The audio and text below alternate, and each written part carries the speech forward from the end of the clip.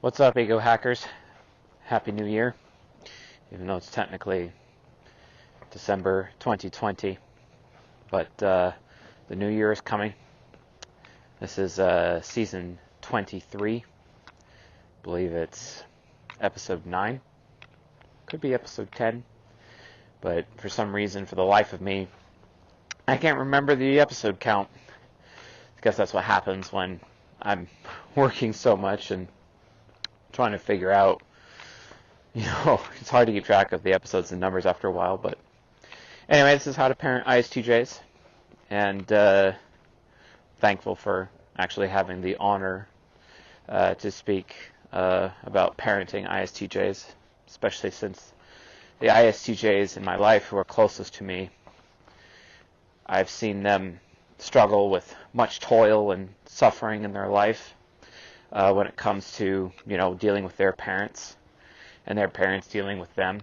And there's different flavors of ISTJs which provide, a lot of different issues, to them and also for their folks. So conflict is everywhere, but that's okay. And for some reason that I cannot explain, my ears are ringing a lot right now, but it is what it is. Can't stop it sometimes. I think it's because I had a cold brew today. I don't drink coffee, so it's very rare. Kind of a lightweight when it comes to caffeine, so I'm super mega buzzed right now. But it's no different when I drink alcohol too. I don't really drink alcohol. If I do drink alcohol, it's because I'm meeting with a friend or something, but it's just not really my thing. And one IPA, and I am done. 2 IPAs, I'm on a stretcher. It's good times. But, yeah. Of course, ISTJs have a much higher form of endurance, and usually it's very hard to drink them under the table. They have such ability to persevere that I think they could defeat most people on those drinking games. But I'm not entirely sure you as a parent would actually want that for your child. It's kind of interesting because when it comes to parents and what parents want for their children, it almost never happens. It almost never happens for their children. And I could say, least of all, ISTJs. Why is that? Well, if you have an ISTJ child, you're just going to have to come to terms with the fact that they have extrovert intuition inferior. And because of that, ISTJs are often afraid of the consequences of their actions or the actions of other people. It's usually the actions of other people. And that fear can really keep them in the grip. Oftentimes, I actually was talking to an ISTJ 2 nights ago. He's a full-stack software developer for the CSJ team. Fantastic fellow. He got married. He's on his honeymoon right now. God bless him. He's also an expert in evolution versus creationism. You can argue both sides. And I really respect him. He told me about how he doesn't like going to public places. He doesn't like going to big cities because it's like putting all these people in one place. They have the potential for anything can happen. And you put so many futures, so much potential, so much fate in one place. There's a lot of risk. A lot of risk. And, because of that, ISTJs are very risk averse. But that can lead to super unhealthy behaviors on the part of ISTJs, where they are, avoiding pain, avoiding hardship, avoiding difficulty, and ultimately this can stunt their growth. And I've seen that with ISTJ women, I've seen that with ISTJ men, and this is why oftentimes their parents criticize them for being weak. Now, that's not to say that their parents shouldn't criticize them, because the only way to make an ISTJ strong is to force them to endure hardship so the ISTJ can discover for themselves just how strong they are. It's no different from my brother-in-law recently. I actually had a conversation with him. He just lost his job. He got a little too greedy. He's an apprentice electrician. He was working for some place. He wanted to get higher pay. He was working there for about a year and a half, and he jumped ship for another place. But then things started going down south for him. And after a couple of weeks, he got let go. And he went from making good money to doing Uber Eats to survive. And felt bad for the guy. Called him up, gave him some advice, told him, hey, get your LinkedIn profile together, start looking for jobs, etc. But do it in a, different place, do it in a different location. And he, wow, it's probably about to start snowing here. That'd be cool. He really wasn't sure about how to respond to that with me because he likes where he lives. He lives in San Antonio, and I told him, he should probably consider moving to Austin because rumor has it HVAC companies out in Austin are having it pretty well this winter, regardless of COVID. And I told him, hey, you should go check that out. But he's so stuck in his comfort zone and so stuck, so afraid of potential actions of what would happen over there that he was resistant to the idea. But then eventually, as he kept on doing Uber Eats and he kept on suffering, he had his prodigal son moment. And even though, technically ENFPs, represent the prodigal son archetype, like the prodigal son story from the Bible, it's always so interesting to see an ENFP subconscious manifest the prodigal son on a subliminal level with an ISTJ. I'm always fascinated by it, and that's exactly what happened with my brother-in-law. He actually took my advice and started applying in Austin with HVAC companies, even though, he's an apprentice electrician. Because I told him, hey, they need apprentice electricians. You might even be able to study under an actual electrician that they have on staff, or continue to complete your hours that you need. Because they need 20,000 hours or something like that to get the journeyman, or no, 10,000 hours and whatnot. And he has to be studying under, I think, a journeyman or a master or some kind. I don't really know how the system works. He'd know way better than me, and probably you, the audience, know a lot more about it than I do, so I'm not going to pretend to know anything. But I'm standing on the edge of a cliff. It's a really nice cliff, by the way. It's like a 600-foot drop. But anyway, so so I told him to do it. He didn't do it. He got really fed up after a while doing Uber Eats. He finally applied. He got interviews and whatnot. And then he texts me and tells me, "Hey, I got an interview, but I'm just going to commute to Austin from San Antonio." And I'm thinking to myself, "No, you're not. Eventually, you're going to get fed up with that too, and then you're going to actually just live there, So either way, this is this resistance to change.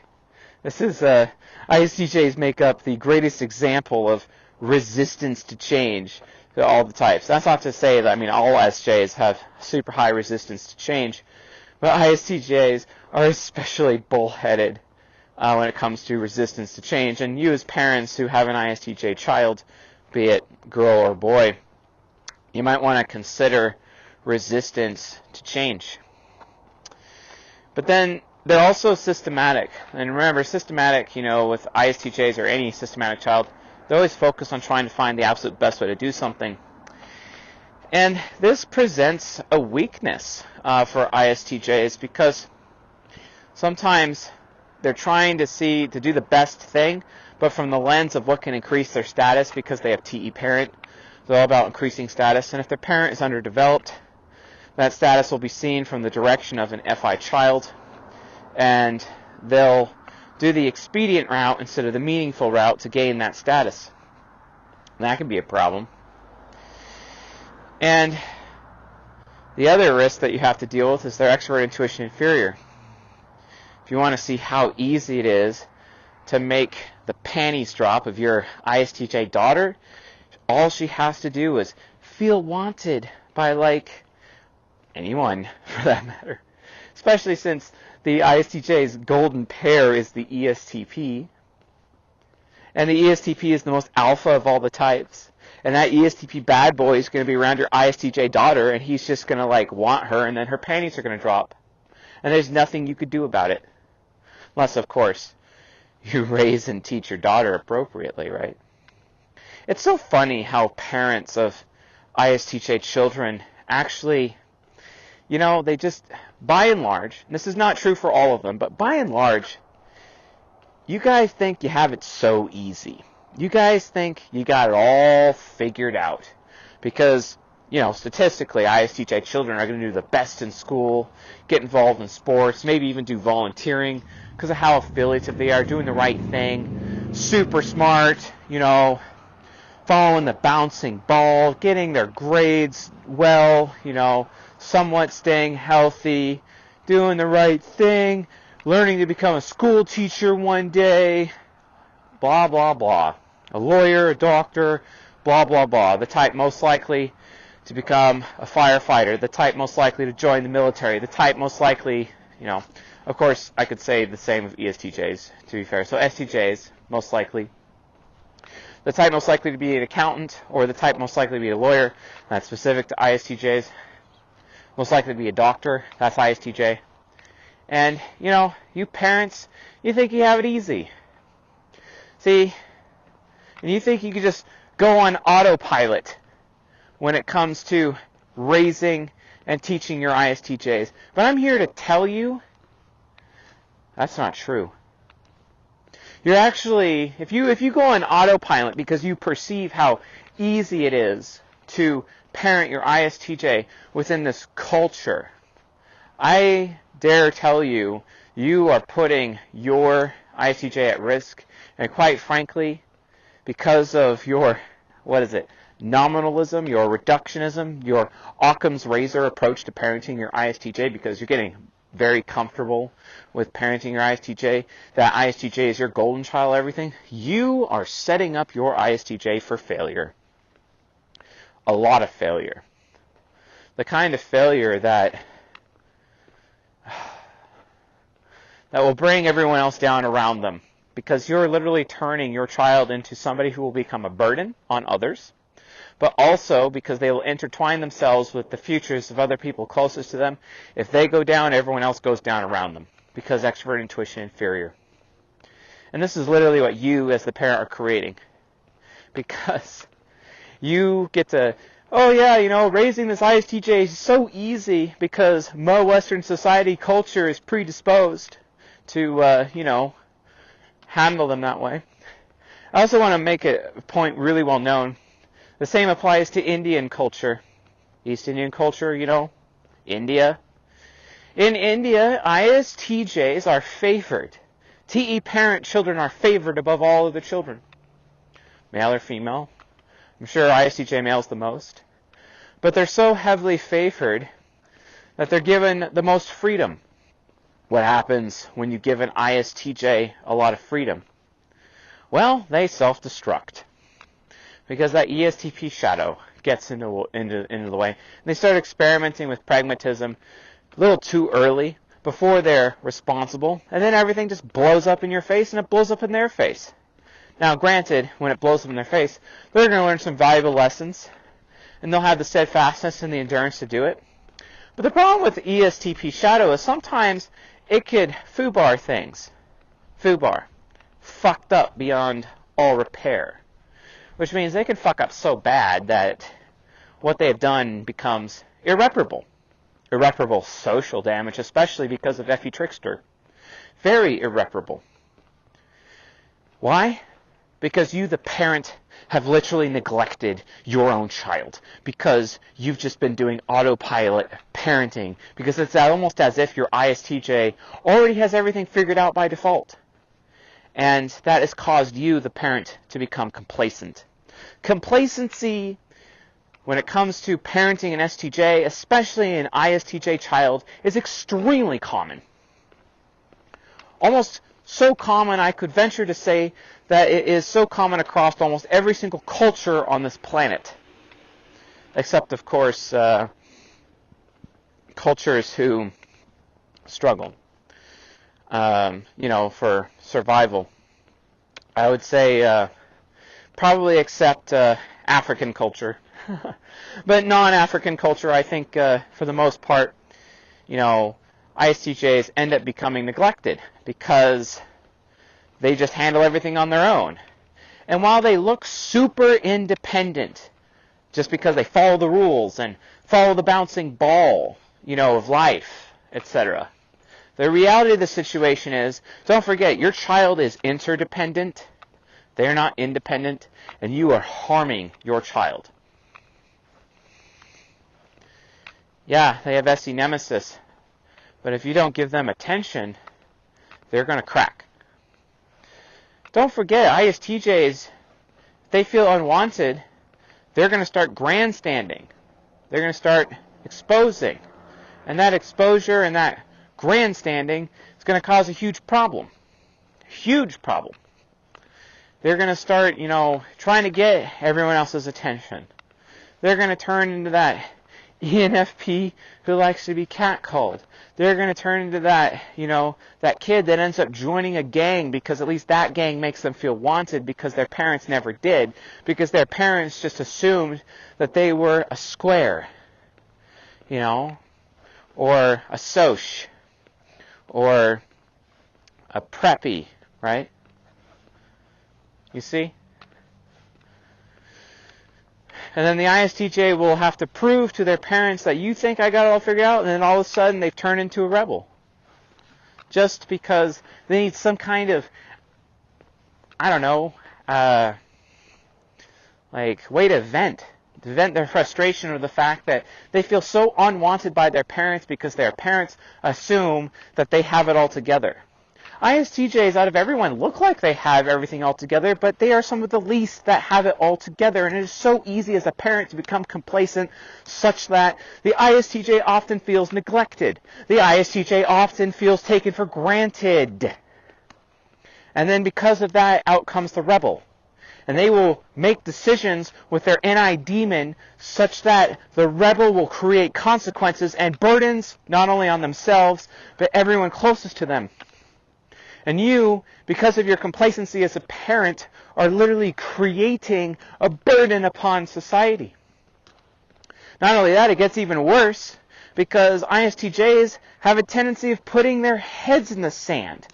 ISTJs end up taking the expedient route instead of the meaningful route in their youth. And because of that, they often adopt ways of doing things, belief systems, groupthink. They adopt groupthink without verifying groupthink because they don't have enough wisdom yet with their TI critic to develop the way to verify that groupthink. Eventually they do, after they keep suffering at the hands of groupthink. See, it's a lot better for ISTJs to actually deal with groupthink over time because their expert in thinking parent is parental, it's pessimistic. That's why out of all the SJs, while the ISTJ is willing to succumb to groupthink, hook, line, and sinker, they're also the first of the SJs to break free of it when their TI critic develops and it starts verifying their TE parent pessimistic beliefs. And that pessimism and that skepticism will eventually save them. But how many decades have to go by before and how much suffering does the ISTJ, your child, has to endure before they get to that point? And how much damage and how much burdens do your children have to cause other people before they grow? You see? This is the consequences of your actions because you're a bad parent. Is that really what you want to unleash upon society? Huh? Well, what about this? Did you know that... Oh, it's starting to warm up here. Gosh, it's like all like frozen.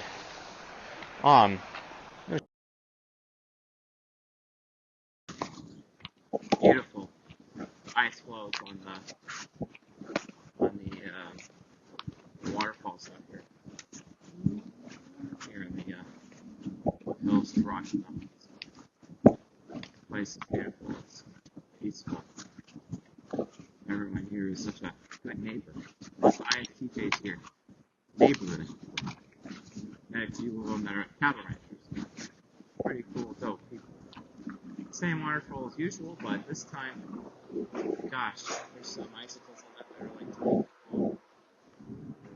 feet long. Look at all that ice. Beautiful, isn't it? That bridge. Anywho. What happens when you raise an ISTJ appropriately? What happens then?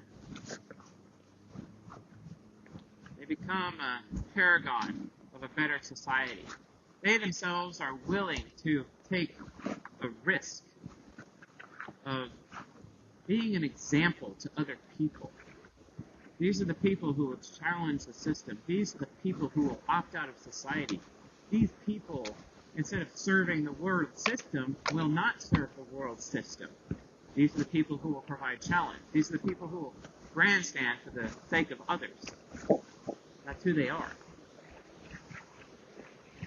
They will work hard to change the ideas of other people such that they can give other people a better future, a better tomorrow. These are the people who are, like I say, a walking library of Alexandria. And while they do collect a lot of trivial information, even sometimes that trivial information can be valuable later because they'll realize that there's a pattern within the trivial that can actually make it not trivial anymore when they aspire to extra intuition aspirational. And then they can actually discover hidden meanings that even any heroes like myself cannot even see. Patterns like myself that can't even see. Or they can actually provide sheer, unadulterated warning and become an oracle for the future, a better tomorrow. These are who ISTJs can become if you parent them properly. People who will sacrifice themselves for the sake of a better tomorrow. People who will work hard for the sake of freedom. Where the ISTJ becomes the protector of freedom. The protector of choice. More than any other of the 16 types. They're the ones who would take up the flag and run that flag right to the front of the battle lines so everyone can see the colors and the standard being raised, and they will flock to it. They will move forward no matter what, every single inch, because they can endure. They are steadfast, and they will plow through the enemy. They will plow through the darkness, even though they can't even see in front of them. But behind them, in their wake, they leave a light that will allow the people behind them to follow them in that situation. Because that darkness is literally ignorant. And they themselves know they are ignorant. They themselves know that they are blind. And yes, it can often seem like the blind leading the blind. But then eventually they discover the truth. And they will see that small, tiny little bit of light, little ray of light in the darkness. And they will stop at nothing to get to it. And everyone behind them will follow. Who does this? Who in history has done this as an ISTJ? Well, the best example that I often speak of is none other than Henry David Thoreau, the author of the book called Walden, the author of the book, or the essay, known as Civil Disobedience. This man is a great man. This man opted out of society. This man identified the threat of the central banking system, the bullshit of the politics, the corruption of the Constitution of the United States, and how the system itself, the government, the federalist central government itself, threatens the very existence of the people throughout the 50 states. Or, in those days, I don't think there was 50 states yet, but the point is the states.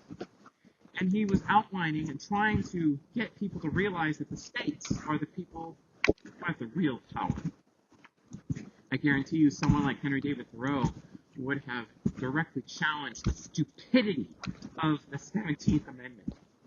The 17th Amendment, which is, in my opinion, the worst corruption to ever occur to the Constitution of the United States. The 17th Amendment that keeps people shackled. The 17th Amendment, which has diminished the power of the states more than anything else in the history of this nation. I wish the 17th Amendment would burn. I wish it would be erased. I'm sure Henry David Thoreau would agree with me. This man, he opted out of society. He built himself a cabin in the middle of nowhere in the mountains, and he's just like, you know what? Fuck it. I'm not going to have anything to do with this bullshit society anymore. And he was so far ahead of his time, hundreds of years ahead of his time, or 150 years ahead of his time, so far ahead of his time that he literally, to this day, still remains an oracle through his words as a warning as to what our future will become. It's like he was warning of the 1984 George Orwellian future, the dystopian future of the United States of America. And he saw it coming decades, many decades before it's here. And it's here now, folks. It's here right now. He effectively prophesied these things within his essay, Civil Disobedience. And he lived the example of what civil disobedience actually was. He actually practiced what he preached. See, there are so many ISTJs out there that do not practice what they preach. But this man did.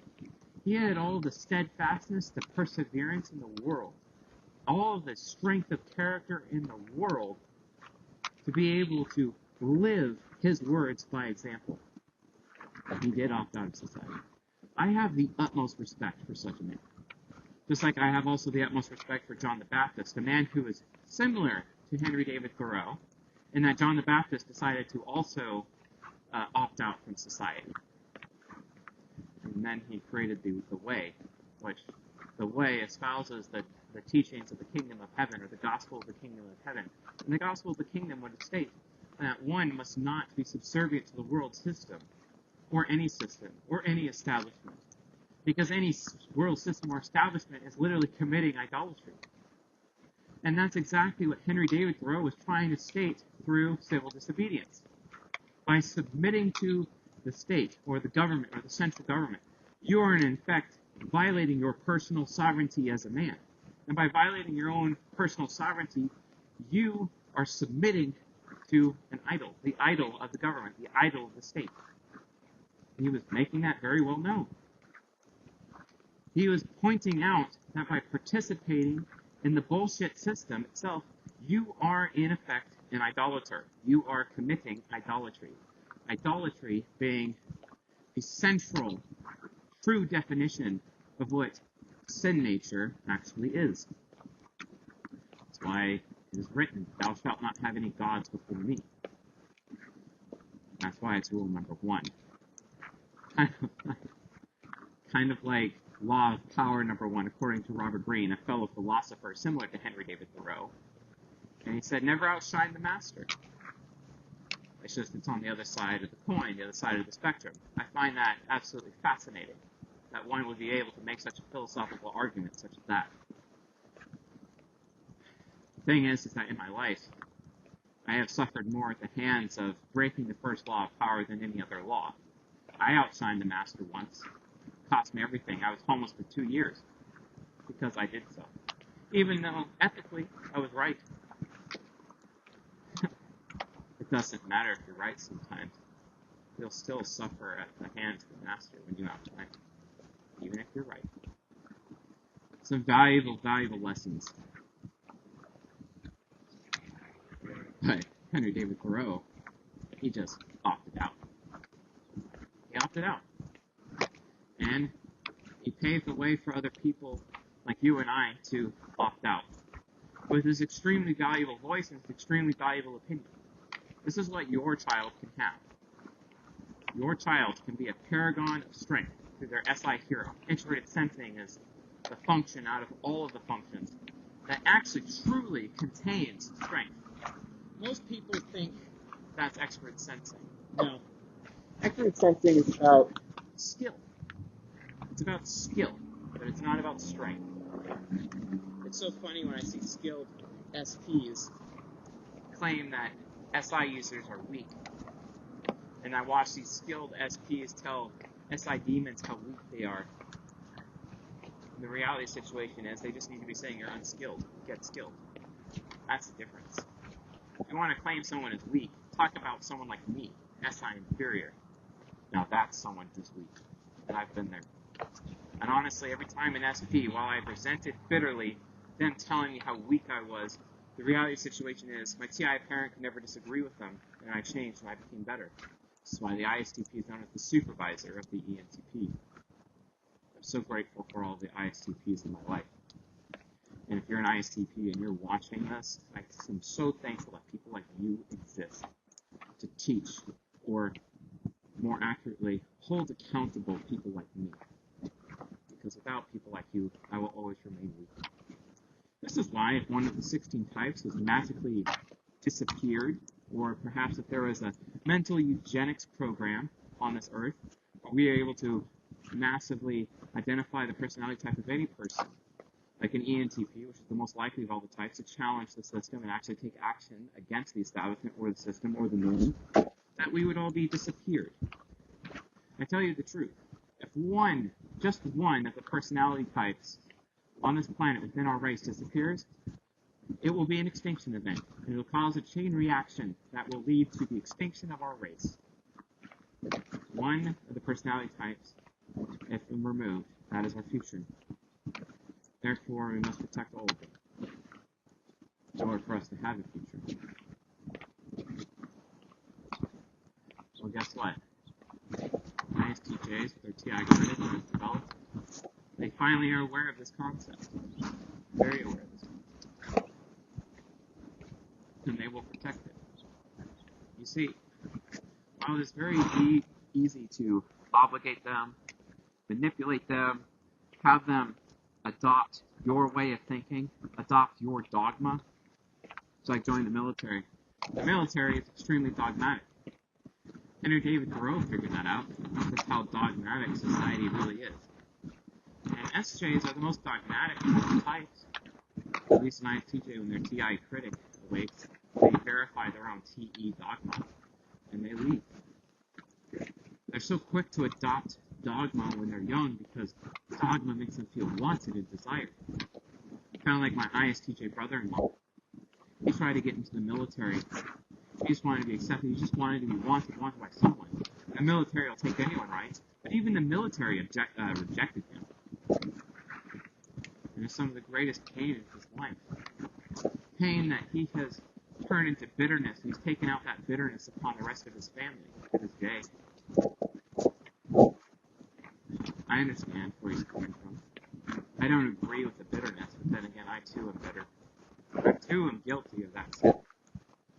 And I understand where he's coming from. I think he is, in effect, a good man who suffers like the rest of us.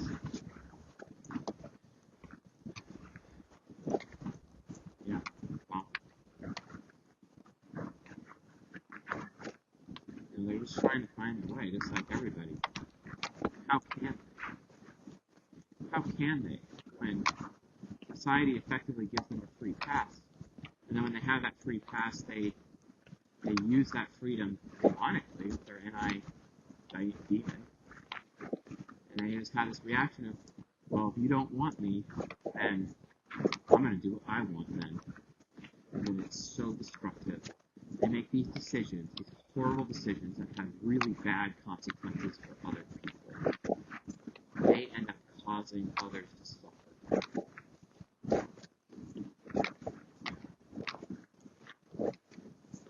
Yeah, big consequences. Because the complacency their parents showed them, they too absorb and become just as complacent. They're the people who will look the other way instead of doing the right thing. Remember the old adage talking about the Nazis? The Nazis came for these people, and no one said anything. And then they came for this other group of people, and no one said anything. And then they came for that group of people, and no one said anything. And then they came for me. And there wasn't anyone else to say anything. And that person that was last that they came for, that was an ISTJ. Is that really what you want for your child? Will they stand idly by as everything collapses around them?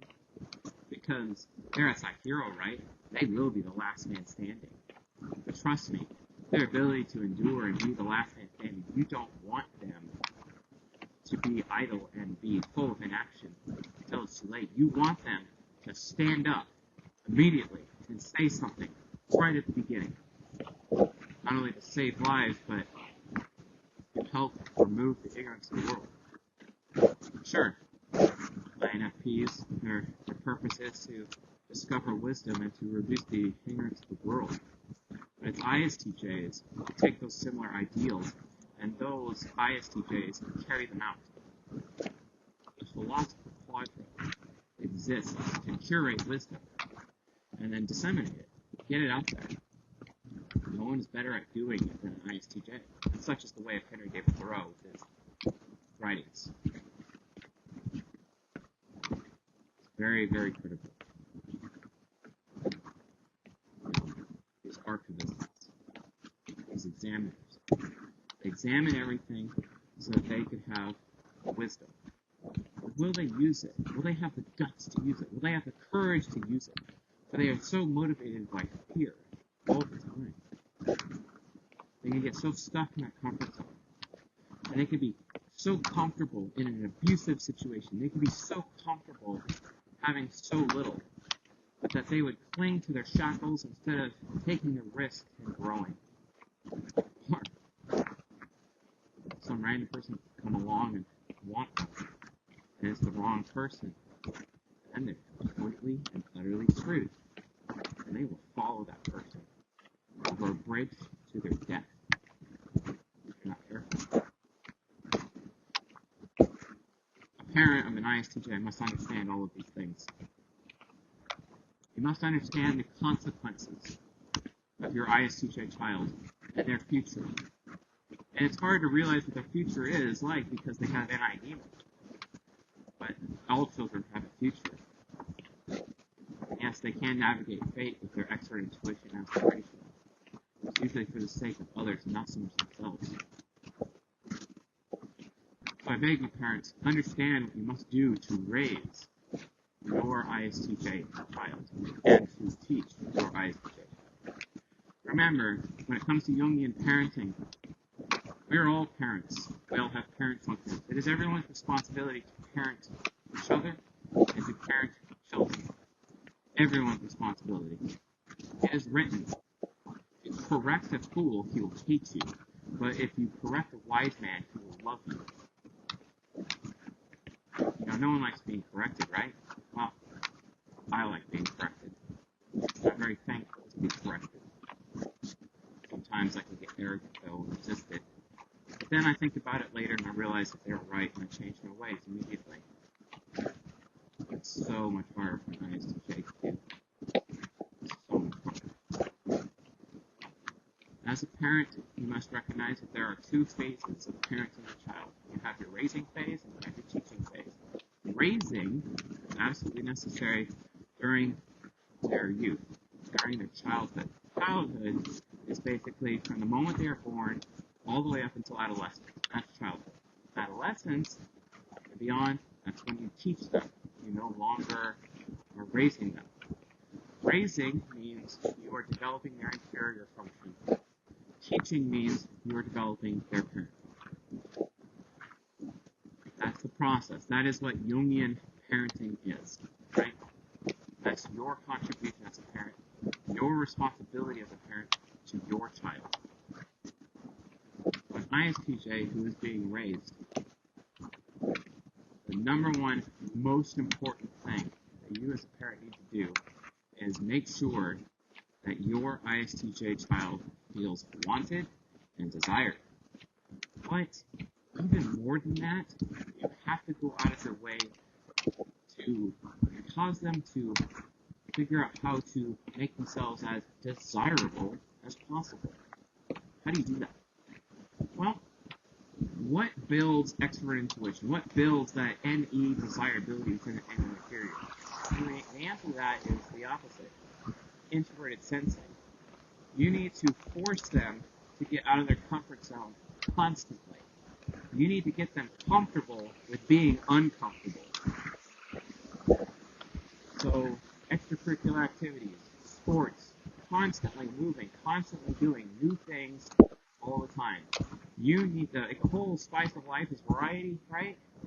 That whole thing. Well, their golden pair ESTPs are all about variety.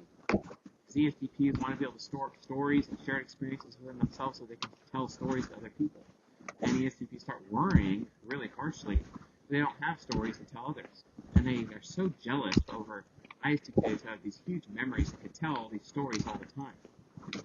Well, you need to fill your ISTJ child with as many stories as you possibly can. Because those stories, those experiences, increase their desirability. Those stories are proof, those experiences are proof, concrete proof, that they have strength. They've been through things. When your ISTJ is enduring hardship, never bail them out. If you bail them out, you will make them entitled. You will make them weak. You will make them less desirable. Make them feel the full force of consequences. The full force of consequences. The absolute pain that comes with those consequences. Make them do this. Make them understand. Help them realize that they can outlast any hardship that comes in their way. As a result of that, their desirability will increase, be it man or woman. But of course, you must also understand the archetypes of the mature masculine and the mature feminine and confer them upon your ISTJ child at the same time. Really important. Help your son reach king. Help him be comfortable with very little, but know that because of that, he has the strength to endure, such that he can get by with very little. It's really important. I actually know one such man who actually has that ability. His name is Rob Dahl, ISTJ, lives on the East Coast. I can't stand that guy. He's actually one of the few people that was actually kicked out of my friend circle because of just how great he was. But I have to give credit where it's due. That man is content with very little. He has no problem living out of his car.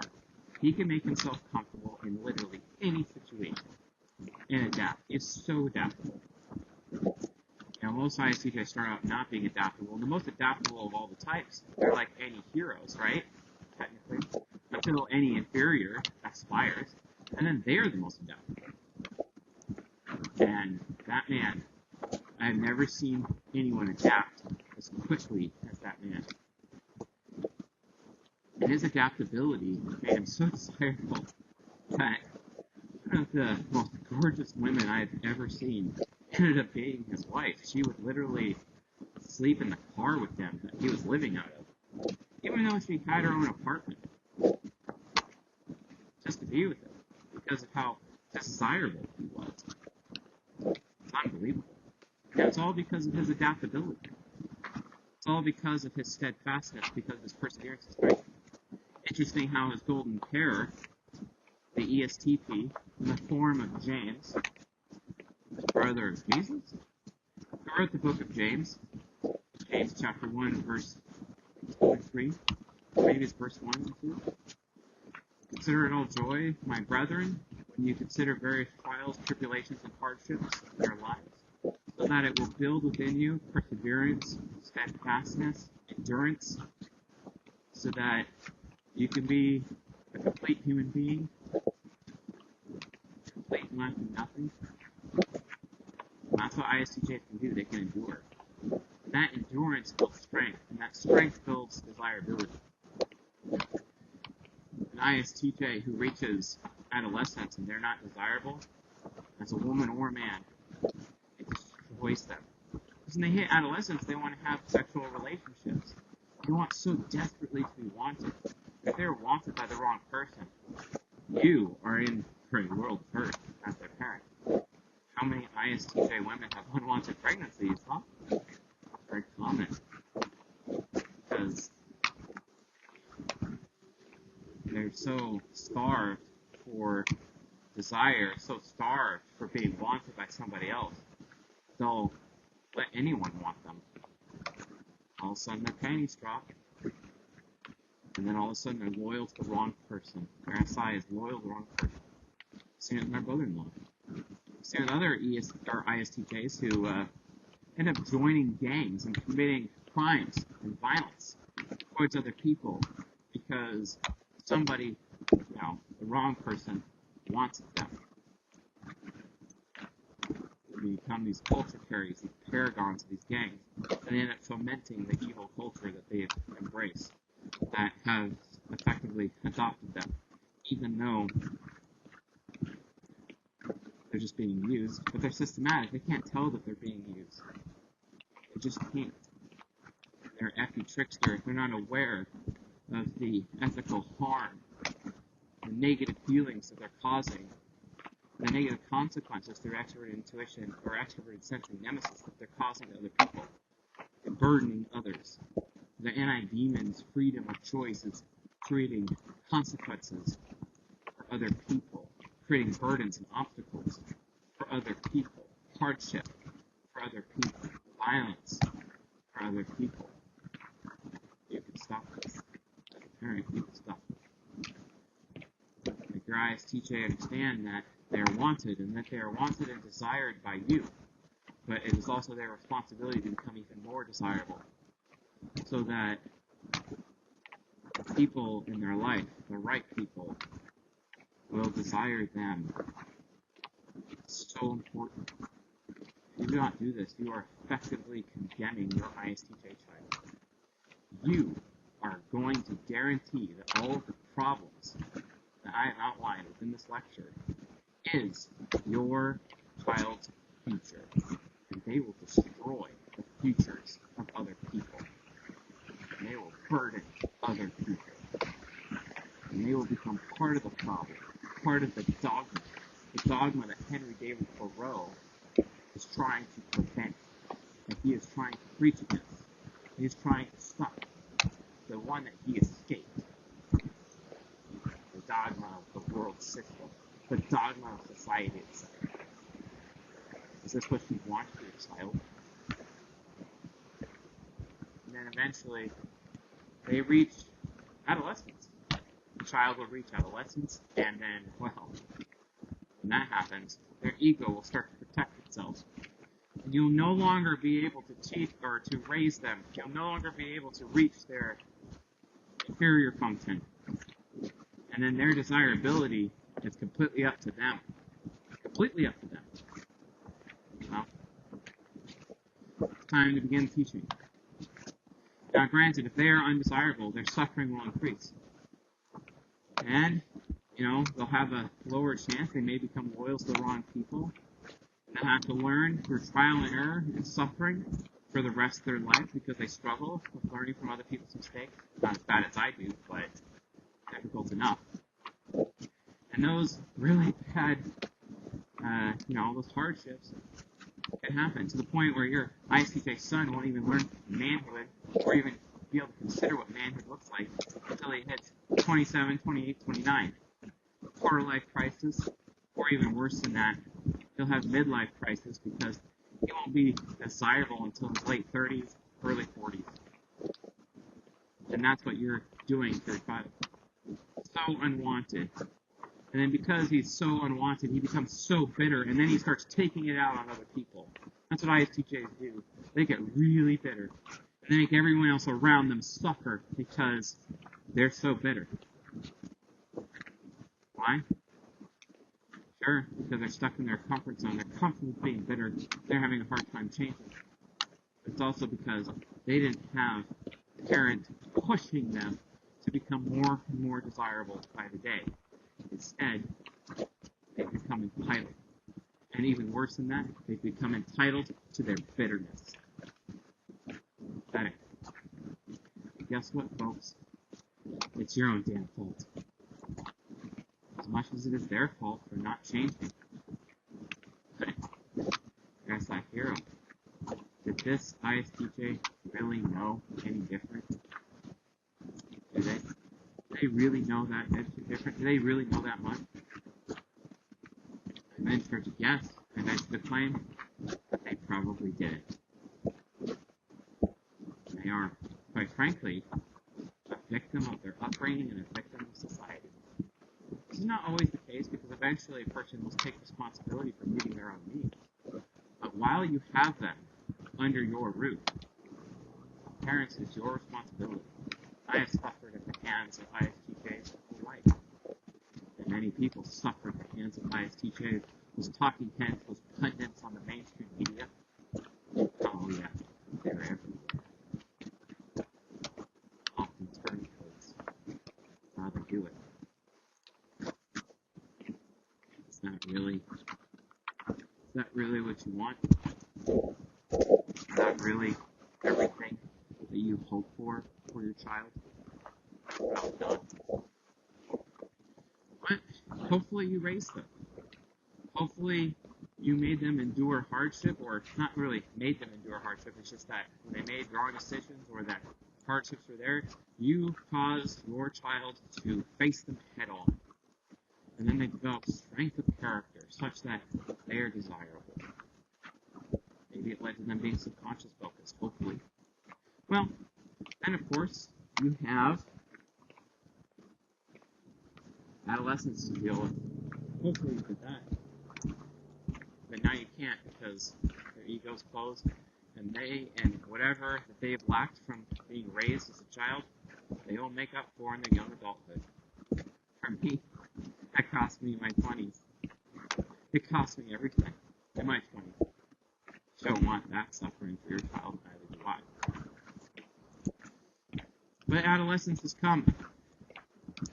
In adolescence, the most important thing is to teach them how to develop personal responsibility. Personal responsibility is not known by an ISTJ until their TE parent is developed. The problem is that they'll start adopting groupthink and dogma, and they'll even defend their dogma, sometimes even without verifying. And then they'll defend the value of credentials, even though they're arbitrary and trivial. They'll defend institutions, systems, banking systems, world systems, education systems. And they'll think these arbitrary things are so much more important than them, so much more real. They will seek to become authorities, even though they're not. They just look like they have authority. The reality is they're just putting on a mask. They're just putting on a face.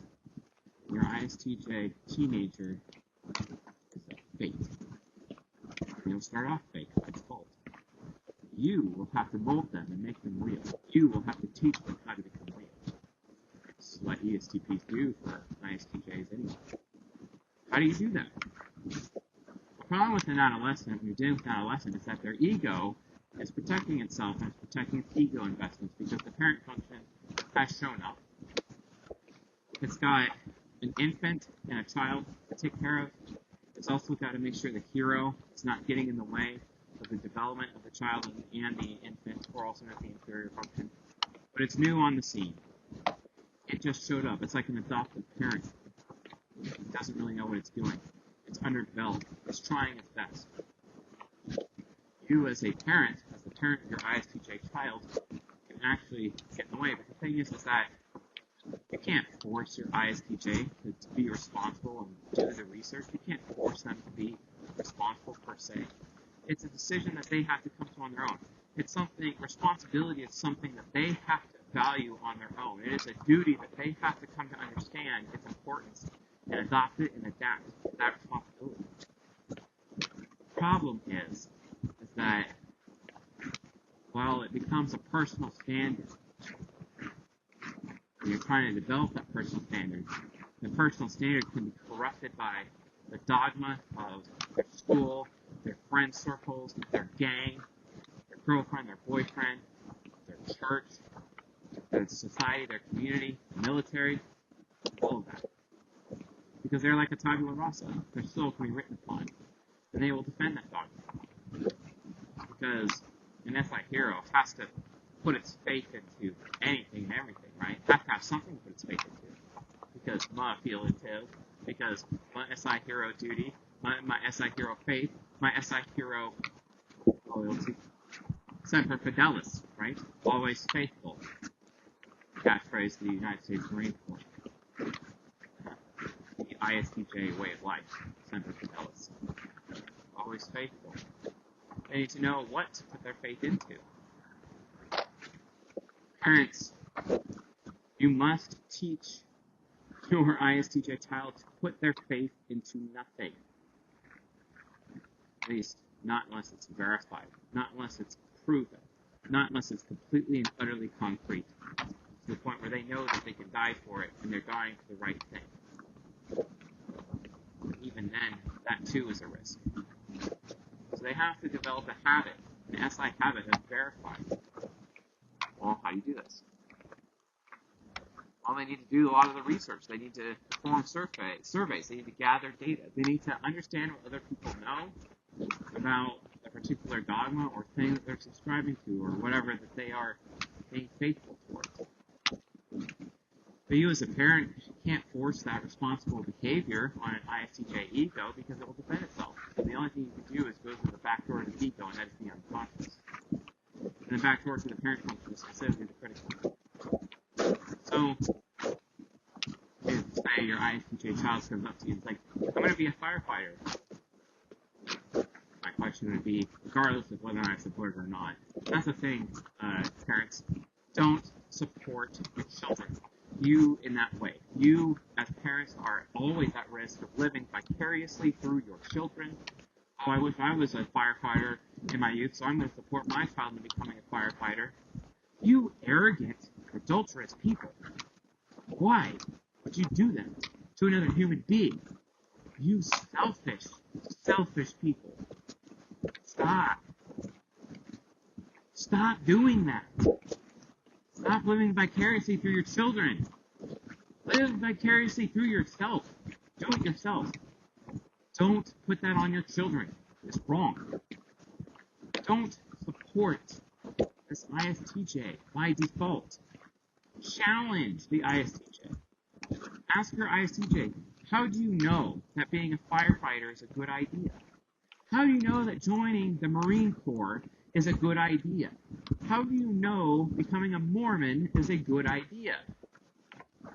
You have to constantly ask the question.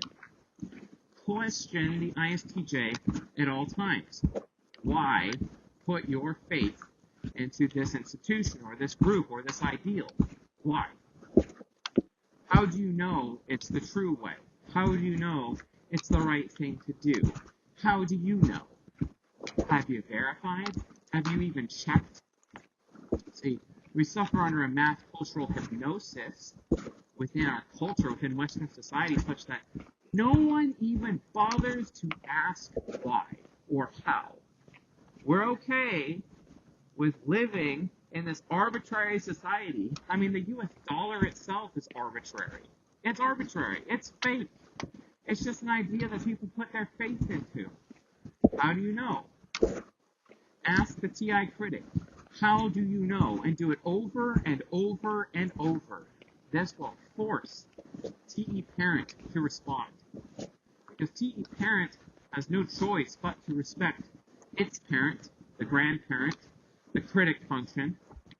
And then TE parent will be like, well, wait a minute. I don't actually know what's true here. I need to go find out. I need to go gather more information. I need to go gather data. I need to examine this. Because they're the examiner type, right? Then the ISTJ does. And they go do their research. And they gather up for themselves so many different perspectives about whether or not they should join the Marine Corps or this certain church or become a firefighter, that they realize, you know what? That's actually a really bad decision. Or, you know what? No, this is a great decision. This is absolutely everything I want to be. That way, the ISTJ doesn't live with regret. Why is that important? What happens when an ISTJ lives with regret? Bitterness. It breeds bitterness, and when they are bitter, I tell you the truth, they will make everybody around them suffer for their bitterness. All because you did not teach them to verify their beliefs. To verify what they put their faith into. Ask the question. Constantly hound them. Hound your ISTJ teenager, your ISTJ adolescent, constantly with, how do you know? Why is that true? Why is that good? I don't care if you agree with their decision. You still do it. You as the parent must be neutral. They are a sovereign human being, damn it. Stop trying to imprint yourself upon your child, especially an ISTJ. I watch my father-in-law do it. He's an ENFJ. He's a very cruel man. As much as he is a cool man, he's also a cruel man, and he's very cruel to his firstborn son, my ISTJ brother-in-law. And this ENFJ will not stop. And he is constantly walking around disappointed in his son consistently. I get to watch that TE demon hit that TI critic over and over. How do you know that's a good idea? How do you know that's a good idea? But he is constantly trying to force, through SE Child, force his son to do the right thing. Just like my father told me recently, I am proud of my son when I observe he is doing what I think is right. And then any time that's not happening, it's my ENFJ father-in-law goes to my brother-in-law and treats him like complete shit. Like he is a failure. Like he is unwanted because he's not able to live vicariously through his son. Parents, especially fathers, when it comes to children, when it comes to ISTJ children, be neutral, damn it. I don't care if you agree with their decisions. I don't care if you're tempted to support your children and what they do. You need to get TI Critic to ask the question. Is it true? How do you know? I don't care if you agree with it. You cannot have that kind of bias being transferred to your children. This is how generational sin comes. Stop being so irresponsible, parents. Stop doing this to ISTJs, because they will adopt it and adapt, hook, line, and sinker, and they will make everyone else suffer around them. They will literally make other people around them more ignorant because you made them ignorant. Because you supported them without challenging them. Even if you agreed with the decision. You are harming society. It's your fault they're entitled. It's your fault we have entitled generations. It's your fault. Because you're selfish. Stop being selfish, parents. Stop. You can't do this. And you can't especially do this to ISTJs. They don't deserve that. They need to be their own person. They need to have the strength to stand on their own. And how is that going to happen unless you challenge them? So challenge them. Question them. So that they develop the habit within themselves to question their own career choices or their own relationship choices. How do you know that man's a good choice for you? Why do you respect him? What makes him so good? Right? What makes him so attractive? What makes him different from other guys? You know? This is reality, folks. Stop trying to live vicariously through your children. You are harming society. Your children are not you. There is no such thing as the apple doesn't fall far from the tree. That is an old wives' tale. That is a myth. It's literally just this vicariousness bullshit that's coming from parents who are too lazy or too scared to live life themselves, such that they try to force or encourage or support their children to live life in the manner that they were not able to. My own father does it to me all the time. Thank God I have TI parent, but you can't do that to a TE parent. That's wrong. And I get to watch my brother-in-law suffer every single day for it and develop the endurance and the steadfastness and the perseverance on his own, such that he has burned his 20s away. Half of his 20s are gone already. He's about to turn 26. And he's suffered every moment of it. Even though I know for a fucking fact his father should be so fucking proud of him that he'd actually realize and praise his son, because his son left on his own after being 18, ended up in Texas, became an apprentice electrician, got his own car, got his own place, has his own job, has his own life, without any help from anybody. But instead, his father shits on him because he didn't get a degree, because he didn't go to law school, because he's not a fucking doctor. Are you shitting me? Really? Really? You parents make me sick. How can you do this to your children? It's just ridiculous to me. It is completely and utterly ridiculous. I don't understand. They're their own people. Stop. Don't do this to ISTJs. You'll just make them feel unwanted. You'll make them feel arbitrary. You will become the arbitrary. They will defend the arbitrary. They'll become so bitter that all they can do is flock to those institutions. Put their faith in those institutions. Put their faith in church. Put their faith in that ESTP rebel, in high school. And all of a sudden, your little ISTJ little girl is pregnant, and then she's aborting your grandchild. Oh, yeah. Good job, parents. Good job. That's on you. Can't do this. You can't do this. These children don't deserve this. Stop impressing what you want upon them. Instead, get them to question it, even if you want them to do it, so that you, too, question it.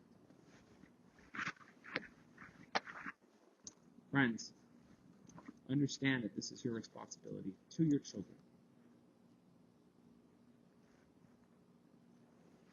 I respect my ISTJ brother-in-law. Yeah, he can get really entitled. Yeah, he can get really selfish. But from his point of view, someone's got to do it, because everyone's been trying to get him and obligating him into doing what they want him to do. And he's never had the room or the space to figure out what he wants to do. That's difference, folks. And that's not just in career, but that's also relationships. This is the reality of the situation, folks. ISTJs, they're amazing people. They can be easily used and taken advantage of, and especially by society. They're the ones out there probably get angriest the most over people not wearing masks in public, for example, right? Do the right thing, right? That too is arbitrary. Get them to verify, or you will lose your child, in as much as you will lose society as a result. To tell you the truth, that is our future, because you as a parent are too selfish to get over yourself. Beyond that, you as a parent are too afraid to live your own life and have self-respect.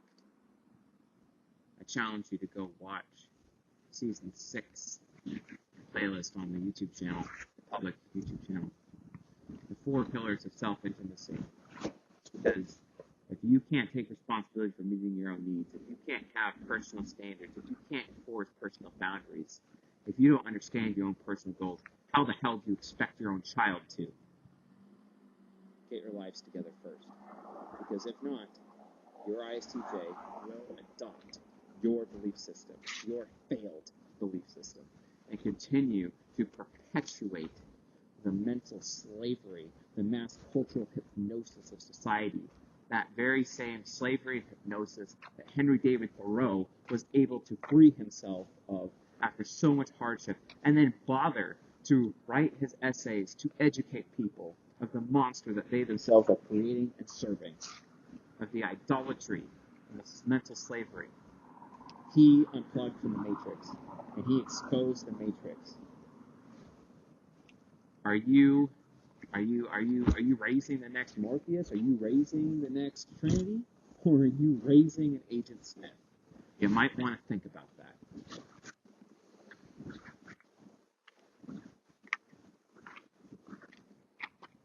ISTJs can be some of the most wonderful people out there. Some of the greatest people out there. People who will stand up for freedom. People who will always guarantee that everyone has a choice. Someone who will protect personal sovereignty instead of allowing it to be usurped by the arbitrary sovereignty of the state or any institution thereof. That could be your child. The only way that's going to happen is if you can maintain enough neutrality to give them the habit to challenge literally every idea so they can take every thought captive instead of adopting every thought that comes their way. I tell you the truth, if you do this, society will be fundamentally transformed. and then everyone's freedom will be protected forever and ever. Teach your children, because if you don't, especially ISTJ children, if you don't, we'll lose everything we have. We won't have a future anymore. The Constitution of the United States, for example, will burn. It's already burning, but it will just be ashes. That's just one example. It's just one example. I challenge you to read Civil Disobedience if you have an ISTJ child, so that you can understand Henry David Thoreau, so you can understand how important it is to get them to be desirable and get them to question everything. If you can do that, you will have a child that could potentially even surpass Henry David Thoreau. What an amazing person, and what a time to be alive and to be around. Anyway, folks, if you found this lecture useful, helpful, educational, enlightening, please leave a comment below here in the membership portal. Thank you all for being our paying members. I really appreciate it. Happy New Year as we enter into 2021, which will be called Year 1. Year 1 of the age of Aquarius. Where it is here, it is upon us now. Who knows what awaits us? But I guarantee you, it won't matter very much, because if you have your ISTJ children set forth on the right path, we will always have a future, and the people will always be free. I'm very thankful for that. So ISTJ parents out there, parents of ISTJs, work hard. It'll be worth it. Don't become complacent. They're not so easy to parent as much as you may believe or think they are. So with that being said, folks, I'll see you guys tonight.